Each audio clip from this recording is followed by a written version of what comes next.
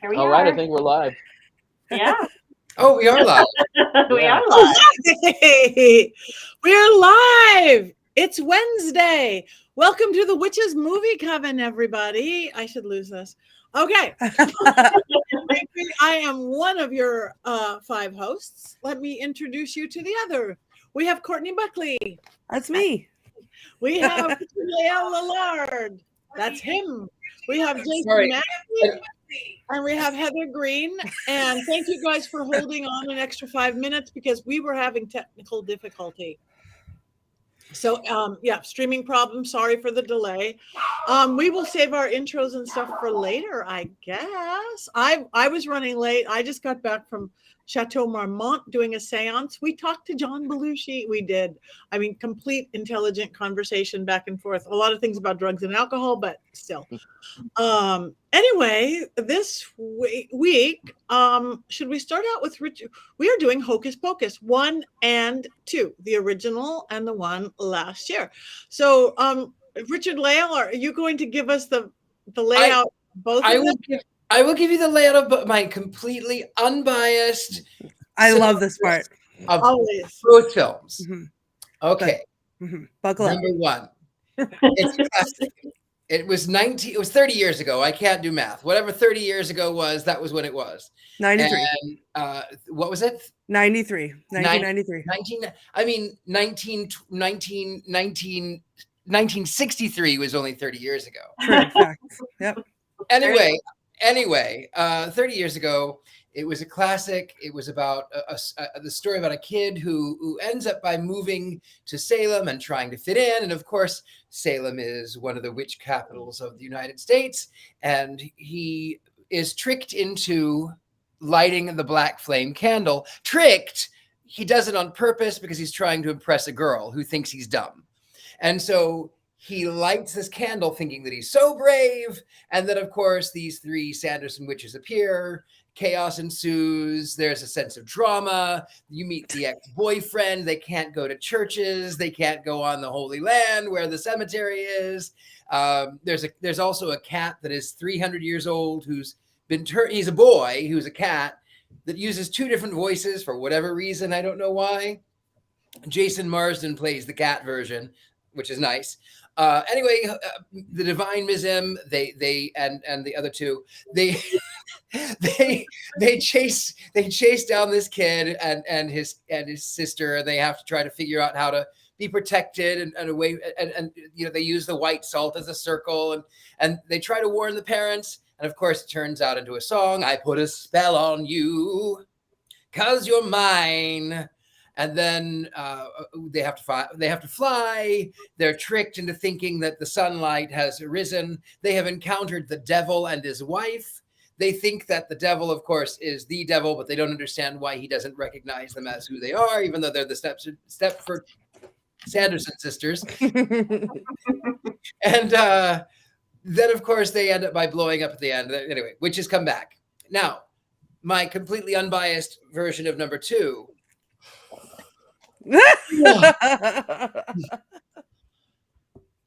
A group of friends, and by group I mean 2, because the third one is actually not a friend anymore. Teenage angst, playing with witchcraft even though they don't know what they're doing. Playing with witchcraft, lighting the candle on her birthday. One turns out to be a witch. She brings the Sanderson sisters back, and yawn song, yawn. Where? Oh, that is how I express my discontent. yawn, song, yawn. And then, of course, in the end, you find that the book says that in order to be the supreme witch, you have to lose what is closest to you. You find out that Winifred, her favorite thing in the world are her sisters, which is lovely and charming and sweet. They go into the netherworld. Q. Now they're doing 3, Hocus Pocus 3. However, they fly on Roombas this time, which, okay, clever, haha, funny. The girls turn out to be witches. They did, however, completely I can't even talk tonight, rewrite it, because in the original one, the reason when they met the devil, they knew that the devil had given them the book. And this one, it was not. It was another witch. It was a fellow witch who was going to eat them until she found out that they were witches. And she gives them the book, and the book actually turns out to be good, and it's fine. It was fine. It was okay. There was magic. That's what I will say. And none of it was on screen. It was not. It was. Divine Miss M was great. She sang a song. That's it. Now that we're clear on Willow had to get her 2 cents worth in. Okay. Yeah, speechless. Okay. Heather, anything you would like to say? Let me add some historical context to that lovely unbiased review of the plot of the movie.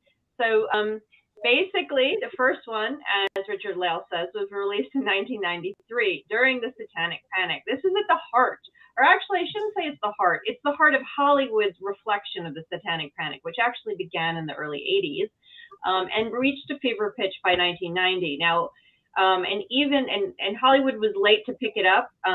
Starting about 89 is when we start seeing it in Hollywood in full force. Of course, this movie, the Hocus Pocus original one, is definitely a reflection of that. You have 3 witches who want to eat children to maintain their power, to stay young, to stay alive. Very classic. You have 3 witches, of course. That's classic. That's very much a Macbeth fate type of image that we see. You have 3, they eat children, something that is of the Baba Yaga folkloric idea of the witch. You also have Salem, you have Halloween, and all of those pieces as well. You have the sexy vamp witch in one. You have the older witch. You have the clown witches. You have all of the things. And of course, when they do the scene where they see the devil, they call him master. They think he's really the devil. We assume at this point that they're beholden to the devil. That's how they got their magic. Very, very much Satanic Panic reflection of the witch. Now, when that movie came out, as I've said in the past, it got panned for the most part. It was too scary for children, too silly for adults. Same with the witches, same with the Wizard of Oz, actually got the same type of review. But somehow, and I argue it's the witches themselves, somehow this silly little Disney movie from 1993 got a cult following. And specifically within the witchcraft community, modern witches loved these witches, even though they were, bad, even though what they were doing was bad. They got a cult following. And I would say it wasn't the movie. It was the witches. It was the Divine Miss Emma and her cohorts that made this movie what it became. And so you flash forward, 30 years, you can't represent witches the same way anymore. Lots have changed. And if you read just those chapters in my book, you can see how that happened, how the evolution from 1993 came to 2023. So with the 2023 movie, they had to figure out how to depict the witches in the way witches are being depicted now, while not messing too much with the story itself, in which they did. This movie focused on the witches way more than the original, which made it a better movie. Oh, wait a minute. I'm supposed to be unbiased right now, just giving history. So basically, they focused on the witches because Disney knew that the witches are what was bringing in the cash. This is what made this movie. If it was those 3 witches that brought this movie to 2023. And so this new movie gave them the backstory, which is very standard for the last 10 or 15 years. We're getting a lot of witch backstories, a lot of evil character backstories. Darth Vader was one of the ones we got first, and you see that happening very much. Think Maleficent, think the Joker, okay? You're starting to see these backstories in the 2010s. And so here we have a backstory. Of course, it's oppressed women, and all of these I am going to give more later, Jason. I saw your message. I'm with you. So basically, so what we see is they didn't really retell the story. They twisted it to give them the backstory with the children, with the oppression, and why, explaining why they became who they became. And we understand, like a lot of the movies that were made in the last 10 or 15 years about witches, we understand why they became the way they, even if we don't like what they do, we understand why now. And this changes and gives them depth that they didn't have before. And then you of course have the modern witchcraft idea with the teenagers, very, very much current in Hollywood representation. So that's the change that happened. And it's fascinating to me how they did it, and they did it well. They obviously are paying attention. And I'm very curious to see how Hocus Pocus 3 is going to evolve. That is going to be a curious one. So I will stop there and I will interject later. Anyone else? I love Hocus Pocus. I'll go next. The original can't be beat for me, even though I did enjoy the second one, because there's something nostalgic about it for me, but even more so, like, I don't remember being obsessed with it when I was younger, but I became obsessed with it when I was a little bit older, not, before my current age, but in my growing obsession with Salem, I became more obsessed with Hocus Pocus. And I think I've talked about this a lot on our show, that like I take a lot of, I don't have words. Richard-Lael, what did you do? It's Wednesday. Anything can happen on Wednesday. Seriously. We wear black on Wednesdays. So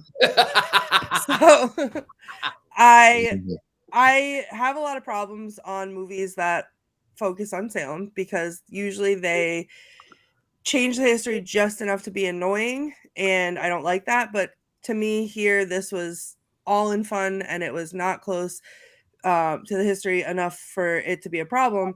But what I did love is that there were so many places that they actually filmed the original in Salem. So there's places that you can go see still today that look exactly the same as they did in the film, and it's beautiful. It's so much fun to be able to go out, and people come, and they come just to see the Hocus Pocus sites, and then they have an opportunity to be educated on the real thing, which I think is kind of beautiful. So that to me, and there's so many good, I'll get into this later, but there's so many good quotes from the first one that I think about on a daily basis, literally a daily basis. I'll save it, but there's one that I wake up to every morning, and it's hard to compete with that with the second movie in my mind. But I do agree with what you're saying, Heather. Like, I loved the backstory. I loved having that backstory. I loved it being about that. I didn't care about the new characters. I cared about the witches.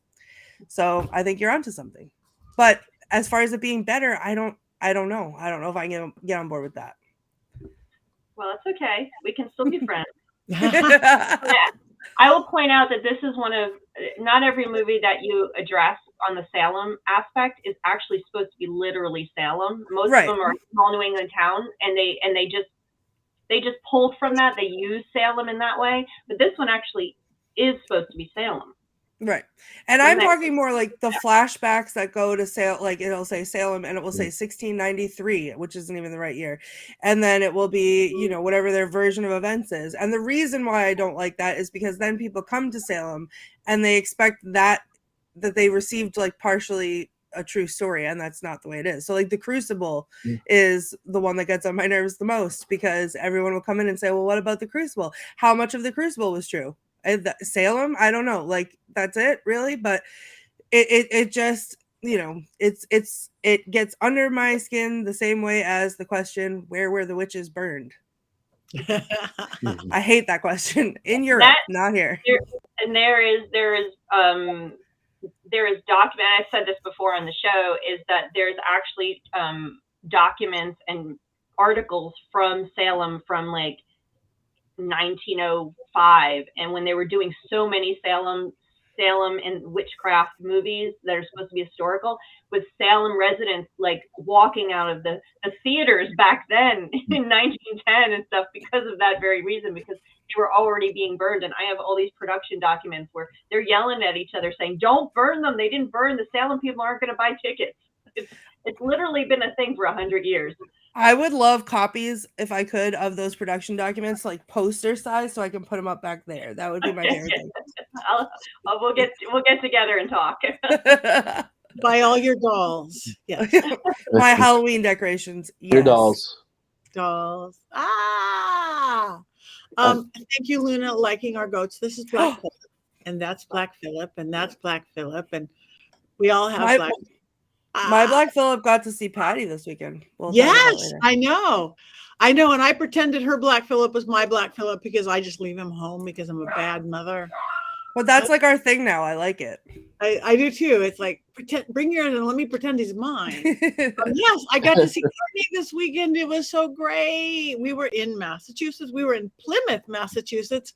And did you guys know? I like authenticity on this. Plymouth Rock is a hot tub. It is. At the John Carver Inn, they have the cheesiest pool and slide and setup. And Plymouth Rock, it says 1650, correct date. It's a hot tub. Who knew? I didn't know. They have the Mayflower too. They have it. It's the best, worst ever. That's wild. And you get kicked out. So anyway, back. Speaking of authenticity in Salem. So, all right. So, you know that you cannot watch Hocus Pocus on planes since I live on planes. And I don't know why. I did last time. They must just make movies in and out and in and out. Thank goodness I just recently watched them. I'm going to go next because I just love those damn movies. Oh, yes, you can get Black Phillip for yourself. And you could buy Black Phillip all over the place from Amazon. And which even better yet is magical shops. I got mine.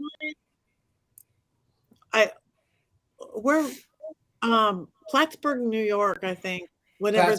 It was Plattsburgh. Plattsburgh. So I don't know where that shop would be.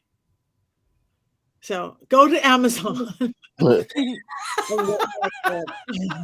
We really got to get these on mysterycontrol.com. We got to get these on Mystery Control. We have to have Black Phillip. We do. We have Black Phillip on things on mysterycontrol.com. Yes. So but they need Black Phillip and the on thing. So anyway, I'm going to go next just because I don't have that much to say about them because I enjoyed both of those films immensely. Right and Wrong and three of my favorite actresses. I don't care how good or bad they were. I liked the music. And I was entertained and I wasn't there to be educated. I was just there to be entertained. And I hear my signal is dodgy, so I'm going to stop talking for a few minutes while I undodge. I don't know how to undodge, but go, Jason. No, we're being dodgy. To me, this movie, like the first movie and the second movie, they really sum up Halloween in the modern American experience. They're loud, they're colorful. There's a little hint of something bad, but we've mostly taken that out of Halloween and turned it into more of a children's holiday, a party holiday, a social holiday. And if you were to say, Jason, give me one film that I want to show to people to introduce Halloween to them, this would be the movie. These are the movies I would show to them. It's like being in a haunted house on a movie screen, and much better than the Disney haunted house movies that they just can't get right.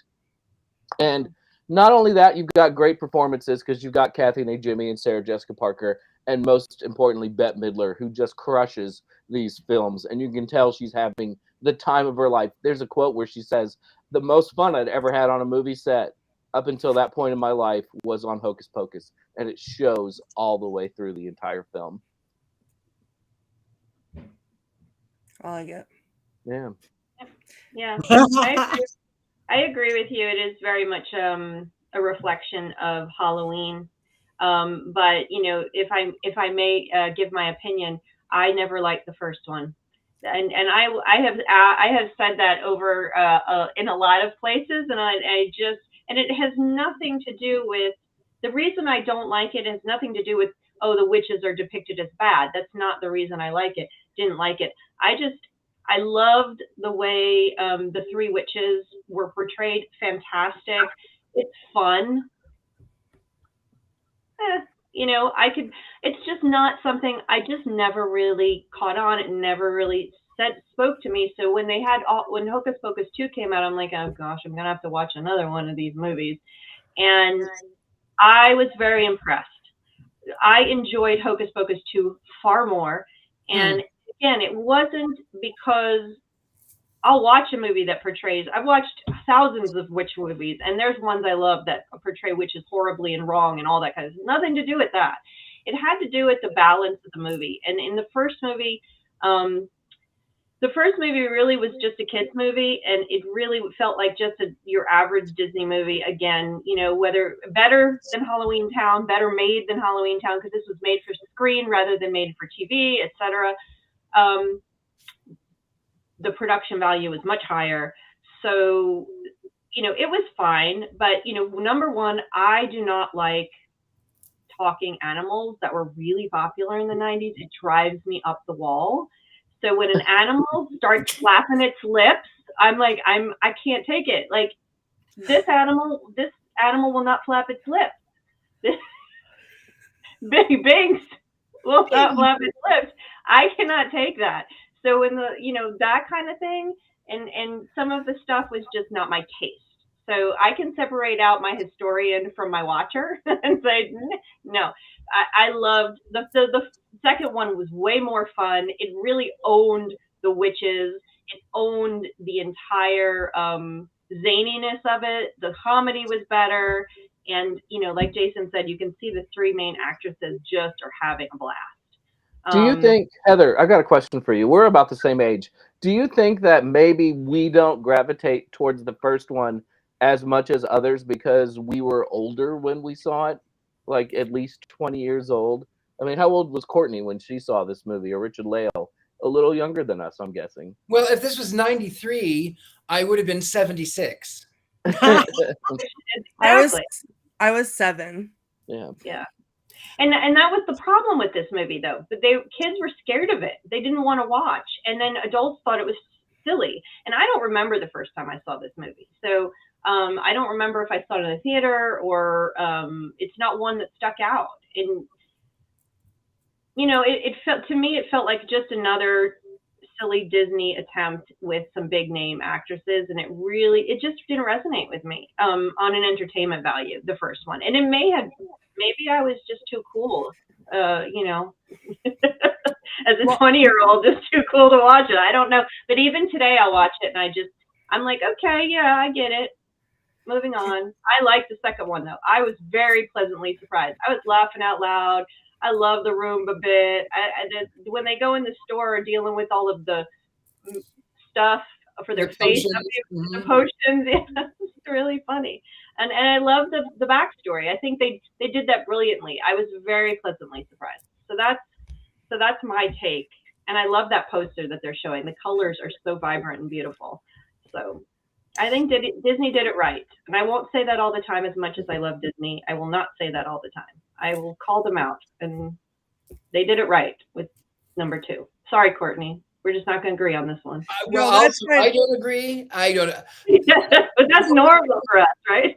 Hocus Pocus number 1, I thought was so charming. The music was so much more entertaining. It was, there was a sense of danger. There was, you know, they're villainous witches who are going to gobble up these children. I mean, where there was no real danger in the other one. Oh, you're a witch. Oh. I just thought it was, I thought it was nostalgic in the worst, disgusting way. I thought that it was, the Hocus Pocus 2 was so sort of, I mean, it was a diverse cast, which I love, but it was sort of, there's the black one and there's the Latin one, and then the white one, she's not really with us. And then it was like, you know, I just didn't like it. I didn't like it at all. I didn't. And then why the fellow who had the witch shop and tricked the girls into lighting a candle? Why? Well, there was no real purpose. So he saw the real Sanderson, which is 30 years ago when he was a kid. So he knows that they like to eat children. Why does he just suddenly want to? And then he just is, oh, I'm going to help the witches now. Oh, never mind. No, actually, I want to be good now. Like, there is no conflict. for the movie plot line. They couldn't have a movie plot line without it, Richard-Lael. He wanted to experience that magic again in his life. And the only way to experience it was to bring them back. And he's an adult and who was not a virgin. What was he scared of? Nothing. I want to think, am I the only one who liked both movies? I'm reading, scrolling, because there's a lot of people. I love the first one, hated the second one. There's people I love the second one, hated the first one. I'm not the only one who liked them both. I liked both. I liked both of them. Okay, you and me, babe. But I love that. I was just gonna say, like, I picked out that one aspect as I was talking earlier that I do love the backstory of the witches. It's hilarious. There's jokes in there. There's one joke in there that I feel like you have to work in Salem to understand. But it's when I forget what they say, but then all of a sudden it's like a Walgreens, right? And so I know they worked with Walgreens. There was like a promotional thing, whatever. But working in Salem, when people ask you, and this is horrible to laugh at, but when people ask you where were the executions, we have to say, oh, it's over there, like down the way behind a Walgreens, because that's where it is. And so when I was watching the second one and I was laughing and I was enjoying it, and that the Walgreens popped up, I screamed out loud. I thought it was the funniest thing. And I don't know if it was on purpose or not, but like the amount of times that we have to say behind a Walgreens is just insurmountable. Like, I loved both of them. And if I could, like, touching just real quick on the age thing, like, I was 7 when it came out. I don't remember the first time I saw it. I don't remember liking it until I was older, like much older, in my teens or 20s. And then I showed my son when he was very little. Like, that was how we started Halloween, was watching Hocus Pocus. So I asked him the other day, I said, do you want to watch these movies with me for Witch's Movie Coven? And he was like, oh, which ones are we watching? And I told him, and he was like, oh, I'll watch the first one, but I won't watch the second one. And I was like, what do you mean? One's down for the second one? And he was like, one's down, one's in hell for the second one. Wow. You raise your child better, Courtney. You raise your child better. I just found, I think for me is that the witches themselves were really the draw, and they didn't get enough screen time in the first one for me. And I think the second one really, and I didn't need it to be scary. I didn't need this movie to do all of those other things. I think they were secondary, they weren't important, and it was really the witches that were drawing me in. And so the movie becomes a disappointment in the first one. The second one is all focused on the witches. You really get a showcase of them, and you really dive into all that stuff. And I think that's more enjoyable. I don't care that it's not scary. I don't care about the story. It's just a showcase for the three of them, and that is what I enjoyed. I think, and I'd have to watch them several times over to really pinpoint. But I don't know what makes someone want to like the first one. Nostalgia definitely would be one reason why they like the first one over the second one. I don't know. I think the interesting thing, and this is literally something that I have not investigated. I must say that as a journalist, I always have to qualify when I state facts that may not be facts. But I've read in a couple places that Hocus Pocus, the first one, because the second one's new, the first Hocus Pocus is the most watched, most common film played in Halloween on Halloween lists, watched at Halloween. It is the Halloween movie. And I would not doubt that, for the very reason Jason pointed out, and actually everybody's pointed out. It's the quintessential Halloween movie in all respects, American Halloween movie. So I wouldn't be surprised if the polls were right there. I'm sorry. Can we see Binks again? You have Binks? Do we all need to get a Binks? Oh. Yeah, she has Binks while she disparaged the name of Binks, talking about she doesn't like him talking. No, I don't like him talking. This is actually not Binks. Just looks like Binks. This is Puck. This is a little stuffed animal that was my cat. He passed away in 2017. His name was Puck, after the Shakespeare character, not the hockey equipment, which many people thought. And so he is a stuffed animal of Puck. But he looks very much like Binks, and he's been hanging out. He hangs out in the around this time, and he's been hanging out with Black Phillip on my cabinet up there. So yeah, and he does not open his mouth and talk. No, he does not do that. I mean, I kind of liked when the animals talked in the 90s. Sabrina the Teenage Witch. It was so creepy, but I loved it. It was so cute. And then Jason Marsden was brilliant as the voice of Binks. I really felt sorry for Jason Marsden as Binks. Now, I don't know why they didn't use the kid whose voice, when he was a human. That drove me crazy. I didn't understand why that they couldn't just have one actor play both, but whatever. I don't know. But I loved it. I loved the first one. I thought the music was much more entertaining. I thought it was much more apropos. I thought in the second one it felt very contrived. I did like the backstory, even though it was kind of I thought it was nice, but I thought that it was a little, this is why I do bad things. You know, sometimes people don't need a backstory. Like Willy Wonka does not need a backstory. He just exists. Amazing. It's going to be the best movie of Christmas this year.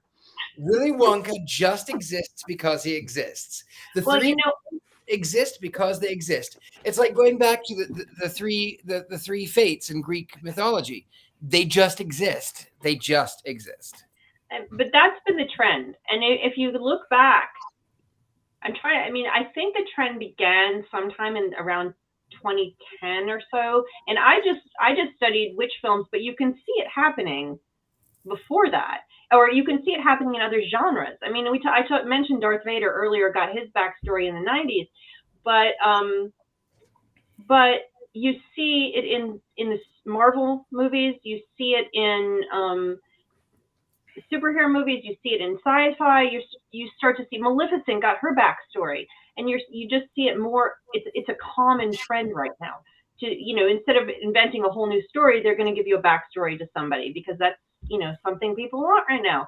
I think Practical Magic's getting its backstory, or it just got a novel that's its backstory, and it's not just bad witches. But the interesting thing is, for me, studying witchcraft in film and witches in film, since so many of them are evil, is that these backstories are giving them a reason for being. And that's it's very interesting. And then you wind up with the oppressed woman story. You wind up is that people are only witches because they've been damaged, which is a whole nother conversation to have at a whole other time in another place. But it created this whole new persona for the cinema witch, is that, witches are evil, or witches practice witchcraft because of their backstory, because they've been oppressed, because they've been damaged. And so you have that in, you have it with so many, even the Love Witch, that's her backstory, even though we don't, maybe we'll get it back. Maybe Anna Biller will do a backstory for her too. But it's very common. So I don't think it's so much about the backstory. It's about making characters that are supposed to be the villains, characters that you love, because the villain becomes so important and so big and so popular that they're tweaked and turned into, like, if not the hero, at least an anti-hero. You see it a lot with the Marvel movies. Loki was the villain in the first Avengers movie. Now he has his own TV show. Magneto has always been the number one nemesis of the X-Men, but he's always kind of a good guy too when they need him to. Apollo Creed becomes a good guy in the Rocky movies after being the villain in the first and second films. This is a long trope, and what we saw is that everyone loves the Sanderson sisters. Let's make them sympathetic, and that's. And I cannot wait until someone does a backstory of Witch's movie Coven, and then they give me a backstory. I'm going to see he hates Gene Wilder's Willy Wonka because of this, and that's why you love him. He doesn't like the backstory of the Sanderson sisters, and he's a good guy. You see, you understand why he's a satanic witch. What happens in the 2010s with the witches is you have all these evil witches, getting backstories, as I said, but it's aligning itself with this complicated understanding of modern witches. So modern witches are becoming more and more prevalent. They're becoming more integrated into Hollywood, writers, directors, people more interested in the occult generally. It's so you start to get this awareness of it. So you get it more and more nuanced over the 2000s, starting in the 90s, and then more and more nuanced to the point where you get to 2010s, where they're now explaining, we might not like what Maleficent did. We can't change what she did. they can't change Maleficent's story. We're not talking about Maleficent, but it's a similar thing. But they can give her a backstory and explain that she was literally raped. I mean, if you've seen the movie, and then that's why she became who she is, and she becomes this strong witch character. And so you see that happening, and that's what happens to the Hocus Pocus sisters. And it makes them sympathetic, like you said, Jason. It gives them depth, and it makes them, it aligns them with what we understand about modern witchcraft, closer to what we understand about modern witchcraft. And it's not as repugnant as it was when the original Sanderson sisters came out. And they would have gotten a backstory in the 1990s, because witchcraft was evil during the Satanic Panic. So they didn't get it. Now they have to have it. They have to have it. Witches aren't just evil, they're complicated. You see that in the Sabrina TV show. Witchcraft is now much more complicated in its presentation, both in and out of on and off the screen, I would say. Way more complicated than it used to be. All right. Do we have any quotes yet? Should we move on with? Oh, I'm ready when you're ready. Yes, I am so wanting quotes. Amok. There was one of them. That was one of them. And I say that all the time. Also, someone in the comments, it's way down, so I don't know if I can find it, but someone way earlier when I was talking about this got my quote. Oh, Lunalicious. When she like opens the shutters, and this is the first one. She opens the shutters, goes, "Oh, look, another glorious morning. Makes me sick." And that's every time I open my eyes in the morning and I see the sun shining in my eye, I say, "Oh, here we go. Another glorious morning. It makes me sick." I also loved, and I wrote it down, give me 1 second here. I have a story about a quote. So as I told you a little bit ago, I let my son watch this when he was younger and loved it. And the one thing that he took from this movie was the word yabos. So moving forward for the next several years, everything was yabos. And he still giggles to this day about that. So Max likes your yabos. In fact, he loves them. And the whole exchange with the bus driver for me was like just top tier. Where they're asking like, what is it called? It's a bus. To convey gorgeous creatures such as yourselves to the most forbidden desires. Well, fancy. We desire children. Well, it may take me a couple of tries, but I don't think that's going to be a problem. It's just amazing. That scene is dirty. That scene is dirty with the bus driver. Oh yeah. Yeah. Yep. Sure is. And then hold on. Let me scroll down here. In Hocus Pocus 2, I'm Billy Butcherson. I love him. He's one of my favorite characters. So the whole scene where he's coming back to life and he's trying to explain that he's not a bad zombie. He's not a bad zombie.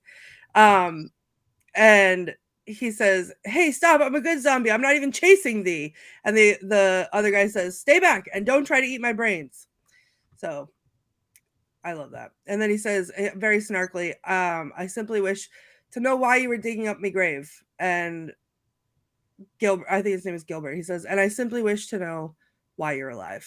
So I feel like a lot of these have entered their way directly into my everyday vernacular, and I like them a lot, especially amok. I run around Salem sometimes when I'm feeling frisky, and I amok on the middle of the street. So there you go. There's Courtney's quote corner. Thank you. I like that. I like that too. All right. Any more comments from us or from? Oh yes, go Courtney. Amber, the only bad part about watching this movie with your young children is when they ask what a virgin is. Yeah. Yep. Mm-hmm. Right there. I'm just gonna leave it. We don't have to explain anymore.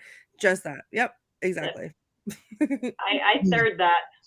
Mm-hmm. We had years ago when I lived in San Francisco, I would do drag, and should I tell you my drag name? I don't know if I should tell you my drag name. I'm not going to tell you my drag name. No, I don't think I should. Anyway, I did drag. Okay, I'll tell you the drag name, but okay. I'm embarrassed. The drag name was Cleopatra Denial. I don't think I heard that. I think I heard enough. Her name was Cleopatra Denial. I'm dead. And so we did. We had a Divine Miss M night at, oh goodness, it was, I can't even remember now. It was called Meow Mix, but it was at some other club. Anyway, and so everyone was doing like Divine Miss M songs, and nobody but me. I was the only one who did I Put a Spell on You. And I did like a $2 costume of Winifred Sanders, and I come out and I said, "Hello, San Francisco, name's Winifred. What's yours? I put a spell on you." Anyway, so that was that speaks to my very Black soul. I love it. That's That will get a awesome. backstory in the next film. I'll get that backstory. Yeah. Do you have a picture of yourself as the Divine Miss M, Winifred? Oh Sanders? goodness! You know what? If you look for that drag name, Okay, Googling it right look now. for that Can you say it drag one more name on time? YouTube and Meow Mix. If you look for Meow Mix and Cleopatra Denial, you will find it. Oh, that is going to be a search. But that was like, oh goodness, that was like, oh, I don't know, 15 years ago. Fantastic. Oh, I'm deep diving. I'm deep diving Yeah, YouTube what right it- now. It'll be on a T-shirt by the end of the show. Oh, I'm looking. I'm gonna find it. End of the show. I'm sure. On a pillow. A pillow, Oh. a T-shirt, all of the above. Yeah, Our I'm own gonna vote. need to take a screenshot so I can do one. I can have one Yes, of these. okay. I will actually tell you that there is. Thank you, Courtney, for showing that one, because there's one of the Meow Mixes that's still up. I don't even know how it is still there. Where it was Easter, and I did the Alleluia chorus combined with Thriller, and my sarong falls off and my bits fall out. So for those of you who might be curious, Wardrobe malfunction. it was a wardrobe malfunction. It's so far back you don't see it, but the few times I watched it, I went, oh, there's I can't get over the song mix. First of all, that's actually, incredible. it works out really beautifully because I came out as Jesus and I had a halo, like my zombie God. Jesus, and I had painted my body to look really ripped, more ripped than I was, and it comes out. La la la la la la la la la la la thriller. It's fabulous. Oh my goodness. And you could just play one over the other, and it absolutely works perfectly. Maybe when we do a live show, we could do some of our reminiscent things of our past. Mhm. You I could would love that. That would be Richard-Lael. definitely be R-rated. Mhm. Mine would Let's be put a X. disclaimer on things. If I Mine were would be Fox. X. Mine is definitely X. We could be Yeah.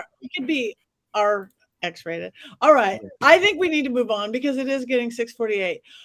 Anybody other quotes? Anything? We are here. Thank you guys, everybody along the way in the chat room who's giving us your thoughts. Oh, our OnlyFans version. That will be our OnlyFans version. And if you guys subscribe to our OnlyFans. I do have my Mankey movie minutes for both of these films. Oh yeah. Yes. I have been fighting a cold all day, and hopefully I don't lose my voice while I'm doing this. And I also just don't think I'm as funny today. So we'll see how this goes. I hope I don't disappoint anybody. People are excited about these now, so here we go. All right. So into it. Yeah. Journey back to Salem, Massachusetts in 1993. A magical place where the sun rises at incredibly high speeds, and the temperature is always an absolutely perfect 64 degrees, no matter the time of day. Meet Max, a cool California kid who acts like a very bland kid from the Midwest, who is also an airhead virgin. Not taking Max's virginity is Allison, whom Max thinks has nice yabos. Enjoy a town where teenagers are free to run around at all hours of the day with no repercussions and can break into centuries-old houses and play with priceless artifacts. Max and Allison are up against the fearsome Sanderson sisters, who are just too much fun to ever truly be scared of. Feel the wind beneath their brooms as these witches in the city become queens of the hill. Be truly frightened as real-life brother and sister Gary Marshall and Penny Marshall play a bickering married couple. And 8-year-old Danny falls in love with the 300-year-old cat named Biggs, who used to be a teenage boy. Boy, that's some weird-ass subtext. Watch Bette Midler have more fun than should be allowed on a movie set in the movie that captures the spirit of Halloween better than any other, Hocus Pocus. Yay! That is brilliant.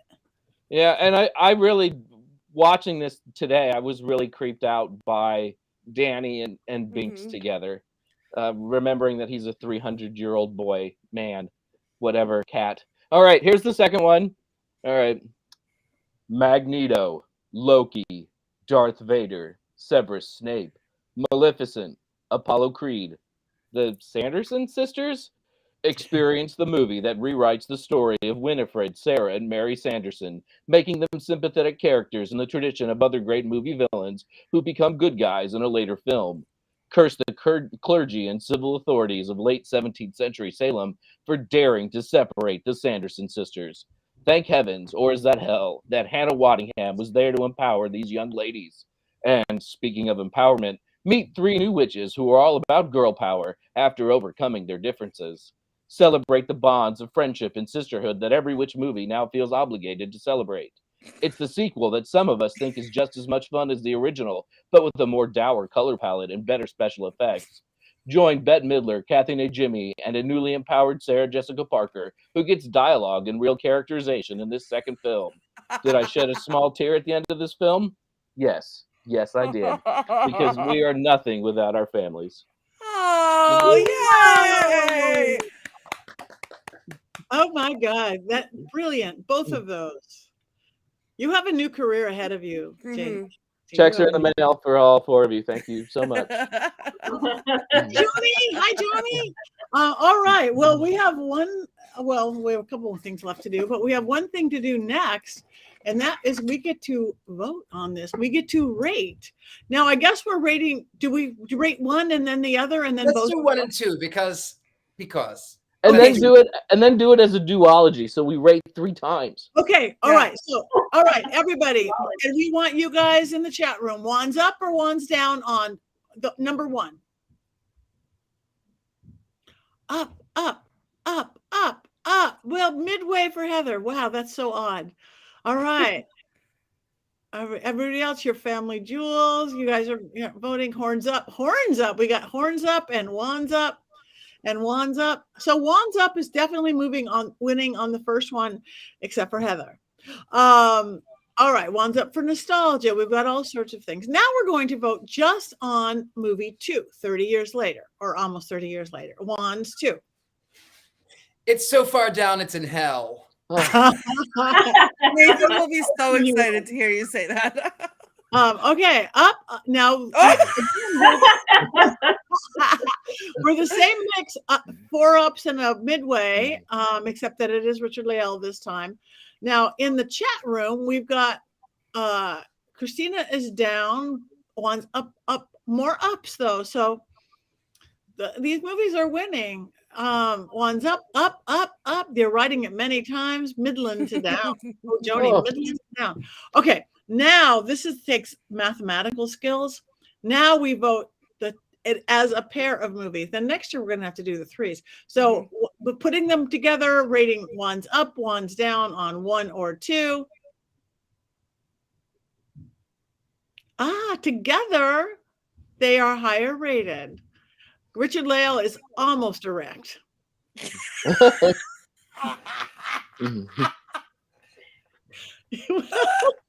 That sounds like something for our OnlyFans broadcast. Yeah. Wrong show, Hattie.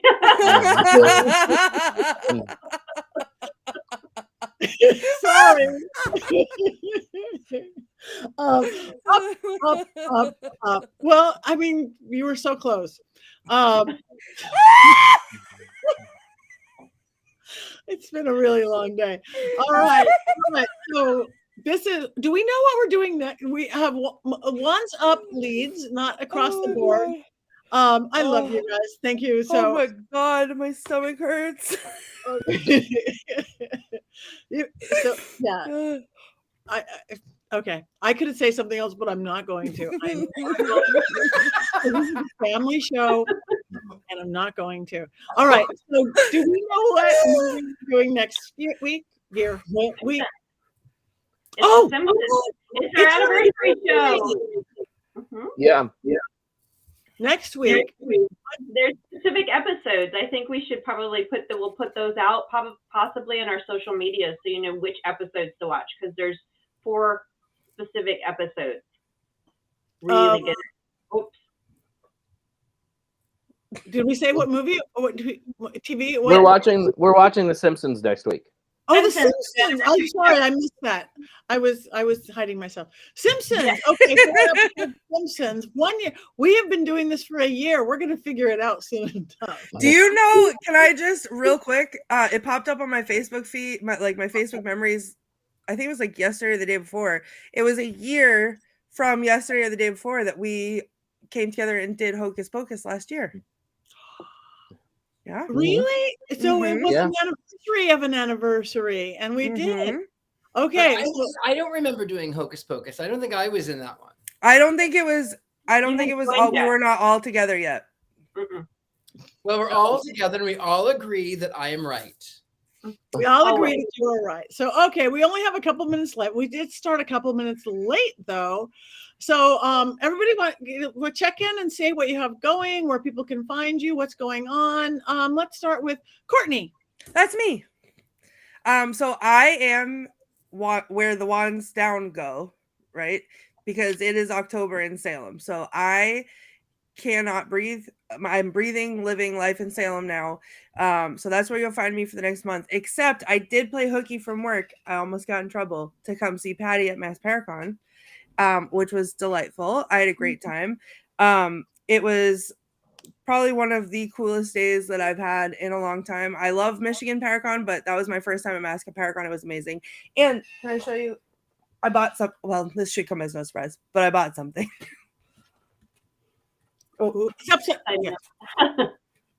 It's made from casket wood. Ooh. Mm-hmm. Very nice. Yep. It's serial killers, right? Wow. It is serial killers. And while we were there, Patti was like, "You have to come over and look at this. I think you'll like it." And it was Jeffrey Dahmer's fork, and I almost passed out. She did. And your son was brilliant. Your son was. Yeah, that was his first Paracon. And it was very emotional. He did really good, and everyone was so kind to him. It was amazing. Also, actually, I do have a thing to mention. I am going back to Middleborough Town Hall, which I don't know, Patti, if you were there, but Richard-Lael, you were. We did an episode there of Scared and Alone with Christy Parrish, and so I don't know what day of the week I'm on. I think it's next Friday. It is. Next Friday is Friday the 13th, and I get to go to the ghost hunt. And it's Patti's birthday. I will do this in honor of you then. I'm going back to Middleborough Town Hall to be a guest at an investigation that they're hosting.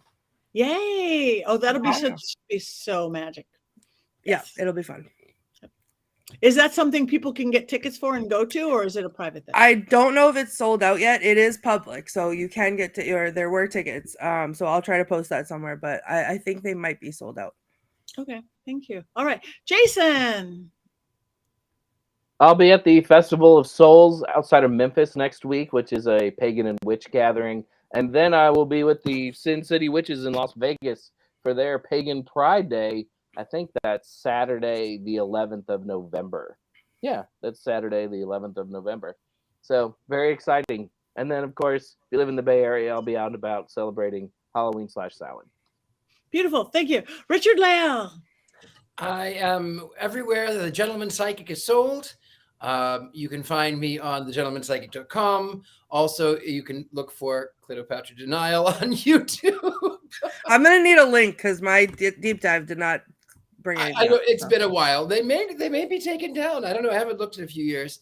You could also find me I'll be in Youngstown, Ohio for a few days at the end of this month.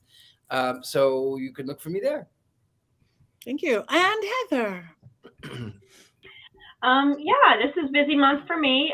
If you're following me on socials right now, I'm in the middle of my 31 days of witch movies and TV shows. And this year's theme, I've been doing this for every year for several years, and I pick a theme. So this year's theme is animated witches. So all of the witches, can I get to 31? Yes, I can. And the challenge is on. So I've done a few already. Check my feeds out. They're on all of the, I'm on all the regular, I've got 4 threads, Twitter or whatever it's called, Facebook and Instagram. I'm posting them all there. Check that out. I post, you can find me at heathergreen.net. All the stuff I'm doing. I'm working on articles. I'm working with authors and not going anywhere, but I do have some online talks that I'm going to be giving at some private events this month. I'm getting those scheduled. They're popping up. So it's a busy month. And Bewitched Home, which just came up on the screen. Thank you. If you need some witchy goods for Halloween or for gifts for the holidays coming up after Yule, you can check that out. We're going to be doing some discounts over the next time. And you can also, if you want a signed copy of my book, you can get it through Bewitched Home. There is the phone holder. Those are phone holders. We have lots of fun home decor that has witchy themes at Bewitched Home, all handmade. So yes, there'll be discounts there coming up soon. So check that out as well. Perfect. Thank you very much. I am Patti Negri, pattinegri.com to get to all my correct social media. On the weekend of the 20th and 21st, I'm going to be in Texas, the Dallas area at Haunted Hill House. Supposed to be really, really scary with my partner in Paraflix, Natalie Jones, and Haley Paranormal Princess, and Alicia Cosmic Divine, and Christy Vampira. So all girl paranormal investigation, and David Taylor is our token male. And it'll be really fun. And then I'm headed for NOLA. So I hope to see some of you in New Orleans for the Vampire Ball and all the festivities that go with it. If you are in LA next week on Friday the 13th, my birthday, there's going to be a vampire salon, Babylon, at a private club in Hollywood, to be announced the day or two before, but it's right in Hollywood. And other than that, I too am doing a contest right now. Tell me your best ghost stories, because I'm always telling my ghost stories from TV and stuff. So I'm going to keep putting it up. I want your real ghost stories. The top 4 go up on my website and get a prize. I haven't figured out what yet. It's either between a Winnebago and no, I don't know what it is yet. So, I'm all over the place. And then I'm headed to Mid-Michigan, Paracon, and then I'm headed to Tasmania, which I have no idea where that is. So all sorts of fun things coming up. But like us and follow us, because as silly as it is, that makes a difference to us. And we do have a Witches Movie Coven Facebook page, and we do have Mystery Control. Now we have on Instagram. So if you want all the fine outfits like that, like a Richard-Lael pillow with dragon power panties, you can get them at mysterycontrol.com. And if you're trying to save some money right now, just do code Patti, Patti, and you can get 25% off all of it. 25% off that fabulous Richard-Lael pillow, 25% off a Unisex Coven Season 2 hooded cloak, beautiful dresses made for things, t-shirts. We dress you from your feet, socks, to your underwear, to your outerwear, hats, and everything in the middle. So for Witches Movie Coven, for Patti Negri, for my spellcaster line, for power panties, for Bro Witch, we got shoes. Yeah, we got not from our shoes all the way up. We got Bro Witch, and of course Scared and Alone. So you guys, we could dress you for the rest of the year, next year too.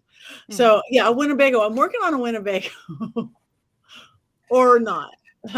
Anyway, you guys, thank you. We have gone long, but we started late, so it's still our regular hour. We have one more thing to do, and we want you guys to do it with us. So what do witches do? We cackle. 1, 2, 3. Here we go.